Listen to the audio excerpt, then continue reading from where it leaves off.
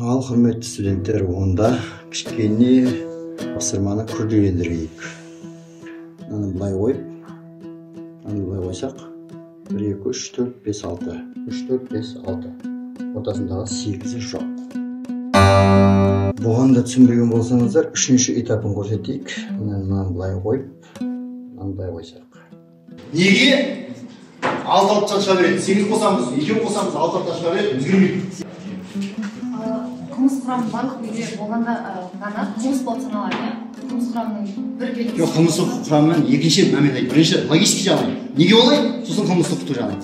Бірінші қылмыс бұзушылық жасаған кезде объективтен бастап, сәкен субъективтік жағын, сәкен Жаңғақтың маңызы не бұл жерде? төртеуінде болмаса қылмыс жоқ. Жоқ, бірінші логикалық себебі бұл жерде бұрыштар бар ғой, ал бұрыштар ортақ болғандықтан осыдан шығады да, ал егер неге ортақ шығады? бұрыштағы жаңғақтар қосылған кезде Төрт бұрыш біріктіріп тұру ма? бұрыштар бірінеді ғой, бұрыштың маңызы неде? екі қиылыстырады ғой, мысалы екі сызықты қиылыстыратын бір бұрыш, ол бір оларға ортақ болады. Ортақ болғанда ол екеуіне де қосылады. Ең шығып бар,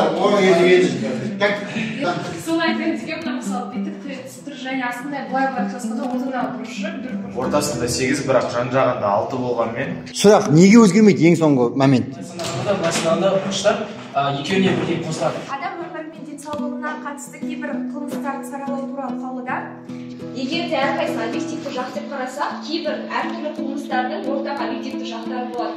Енді осы сөзді дәлелдеу керек. Айттың ба?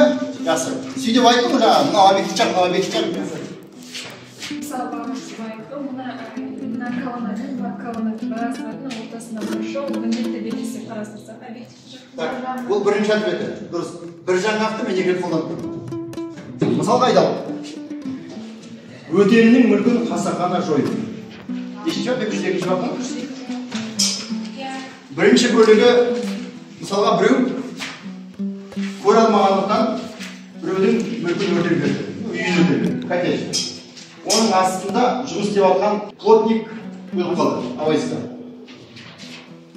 Екінші бөлігі өрт қою, екінші бөлігі тұр. Бұл кісінің өліп қалуы нешінші бөлігі тұр? Үшінші бөлігі. Бірінші екінші баптың үшінші бөлігі. Солай ма? Енді қарай. Мынау екі жаңғақ ол қосымша белгісі. Соның ішінде саралаушы белгісі. Мынау екеуі бөтеннің мүлкін жоюы, мынау екеуі өрт қою жолымен жоюы, мынау екеуі кісінің өліп қалуы. Бітті. Енді біз мынау екеуі мына жақта есептемеуіміз керек. Яғни 202-ші баптың 3-ші бөлігі плюс 104-ші бап деп сараламауымыз керек. 104-ші бап не еді? Абайсызда қасағашылық. Демек, егер біз жаңағыдай мынауды алды, мынауды алды деп есептейтін болсақ, онда біз былай еттіміз. 202-ші баптың 3-ші бөлігі плюс 104-ші бап. Бірінші бөлігі. Егер 202-дің 3-ші бөлігі жоқ болса, онда мынау екінші бөлігі, және мынау 104-ші бап деп былай саралауымыз керек. Егер жоқ болса, ал бізде бар ғой. Егер соттайтын болса ол адамды 202-дің 3-ші бөлігі плюс 104-ші бап деп соттайтын болсақ, қандай принципті бұзамыз?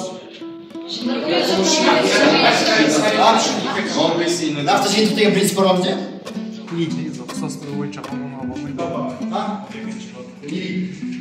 Қылмыстық бұзушылықтардың бірнеше рет жасауға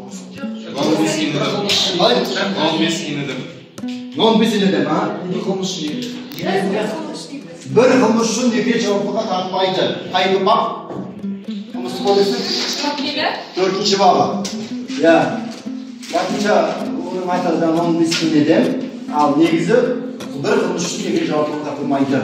Яғни біз абайсызда кісінің өліп қалуын сол үшін екі рет жасалуымыз бір адам. Әрі 202-ші баптың санкциясының ішінде тұр, ауырлатты ол.